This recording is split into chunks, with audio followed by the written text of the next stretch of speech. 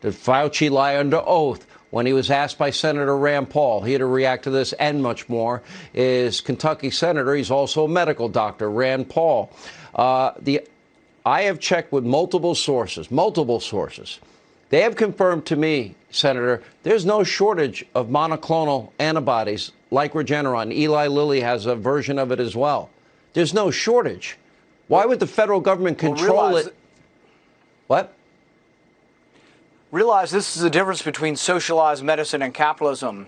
Under capitalism, when there's increased demand, and Florida has increased demand right now, you increase the supply. Supply matches demand in capitalism. In socialism, you have political reasons. So it could be that they think there are more deplorable people in Florida, more Republicans, or more of the unvaccinated, unwashed. And so decisions will be made for political reasons. But if this were capitalism and this were going out into the marketplace, the companies would be ramping up production and it would be distributed where it's needed. It is life-saving. We also have to change the recommendations coming from Fauci and the CDC and allow people to take it as an inpatient.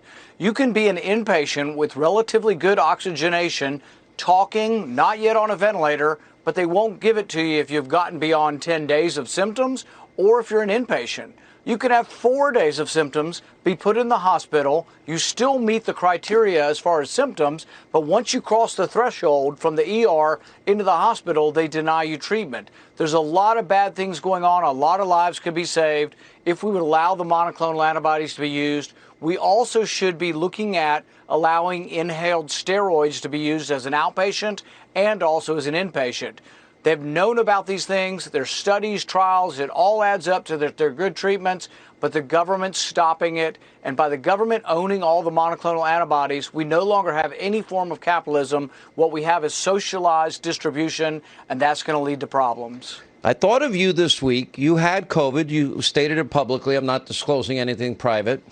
And you have decided not to get the vaccine. Now, interestingly, Pfizer this week announced that the efficacy of their vaccine decreases over time. Same with Moderna, and we're seeing it. And then the actual researcher, Dr. Robert Malone is his name, it was in the Epoch Times, the guy that discovered the technology for the mRNA vaccine, that's Pfizer, Moderna, not J&J, he says that natural immunity, antibodies, the very things you've been saying, are much better than the very technology that he himself discovered. And then he cited a study out of Israel. I'm not a doctor. I'll ask you as a medical doctor.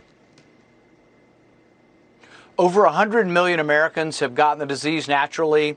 All of the studies show that their natural immunity is at least as good as the vaccine, but the one from Israel shows that it's 27 times better. This is not an argument against the vaccine. It's an argument for treating people fairly. Think of all the hospital workers who worked for a year with no vaccine available yet, risking their lives to save people's lives from COVID.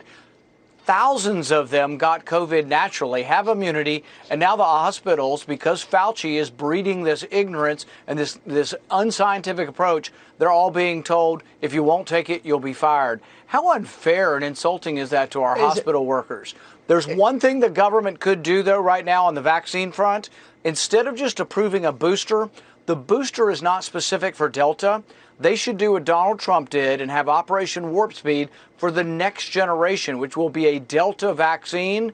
And that actually would save lots of lives. It's already been created. It's already there, but it's languishing in the bureaucracy. Instead, they're going to approve the old one, which the virus has now escaped from the old one, so it's not as effective, but they should allow a new variant to come forward and voluntarily being taken, not given by mandate.